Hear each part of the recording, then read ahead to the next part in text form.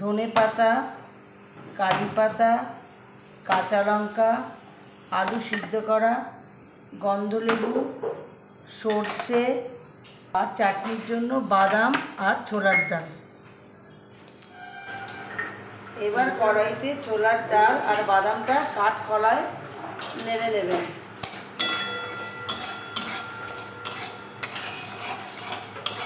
নেড়ে নিয়ে আধ ঘন্টা জলে ভিজিয়ে রাখবেন।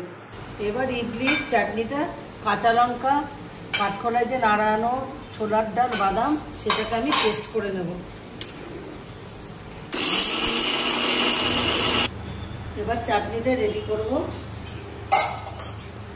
সামান্য তেল দিয়ে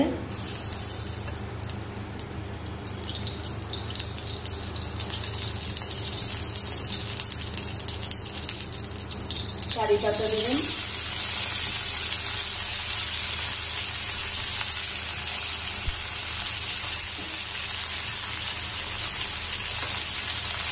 সর্ষে দেবেন,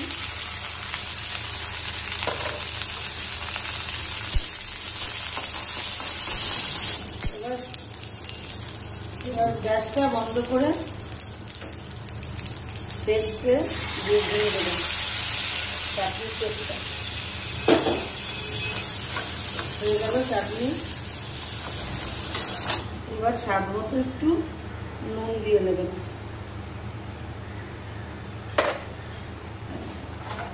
ইডলির চাটনি আমাদের রেডি। আলুর পুর করার জন্য প্রথমে একটু সর্ষের তেল দেবেন। দেওয়ার পর সর্ষে,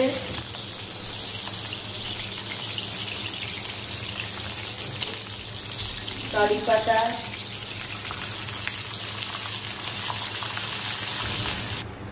এবার কাঁচা লঙ্কা, নুন,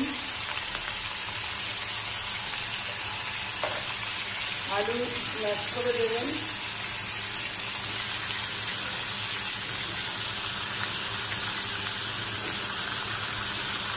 এটা নিরামিষভাবে করছি।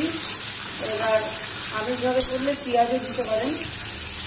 আলুটার মধ্যে ধনে পাতা,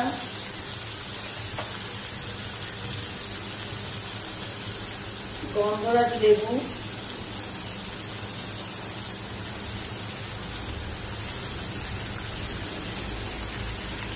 দিয়ে এটাকে ম্যাশ করবেন।